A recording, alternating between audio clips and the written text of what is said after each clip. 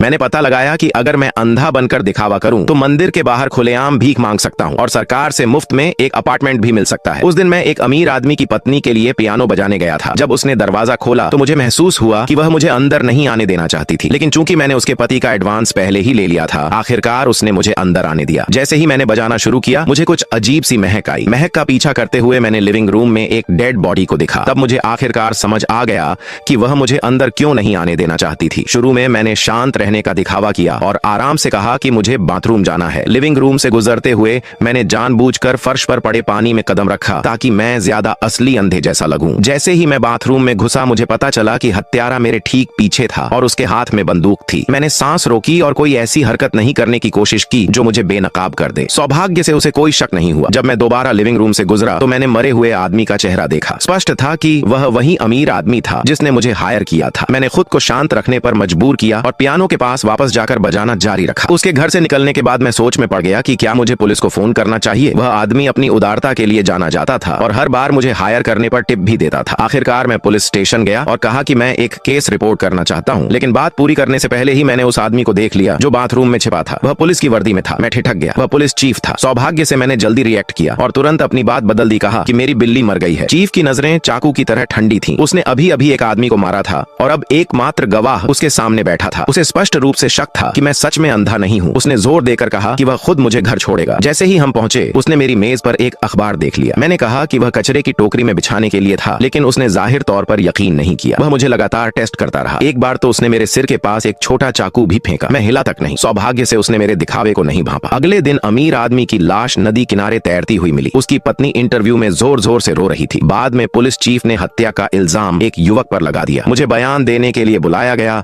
और मुझे उनकी पूरी रिपोर्ट गढ़ते हुए सुननी पड़ी। मेरी हथेलियां पसीने से तर थीं। मैं उठकर सच बताना चाहता था, लेकिन वह सिर्फ एक कल्पना थी। मुझे पता था कि अगर मैंने बोल दिया तो मैं भी उस अमीर आदमी की तरह मर जाऊंगा। मैंने सोचा कि सब कुछ खत्म हो गया, लेकिन फिर एक ट्विस्ट आया। अंतिम संस्कार में उस आदमी की पत्नी मौत से पहले की घटनाओं के बारे में लगातार बात कर रही थी, यह नहीं जानते हुए कि हत्या के दौरान वह और चीफ एक व्यक्ति को भूल गए थे, पड़ोस की बूढ़ी औरत। अंतिम संस्कार के बाद वह बूढ़ी औरत पुलिस के पास गई और कहा कि अमीर आदमी की पत्नी झूठ बोल रही है। जब पत्नी को पता चला तो वह बूढ़ी औरत के घर गई और दरवाजा खटखटाया। उस वक्त मैं संयोग से अमीर आदमी की बेटी का प्राइवेट टीचर बनकर हायर किया गया था। जब एलिवेटर के दरवाजे खुले तो मैंने अपनी आंखों से देखा कि अमीर आदमी की पत्नी बूढ़ी औरत को सीढ़ियों से धक्का दे रही थी। मेरे पैर कांपने लगे। मैं लगभग गिर ही पड़ा। मैंने खुद को शांत रहने पर मजबूर किया और दिखावा किया कि मैंने कुछ नहीं देखा। मुझे नहीं पता कि बूढ़ी औरत को इसलिए मारा गया क्योंकि उसने सबूत दिए थे, लेकिन मुझे लगता है कि वह औरत पागल हो गई थी। वह हर उस व्यक्ति को खत्म करना चाहती थी जो सच जानता था। मैं भागना चाहता था,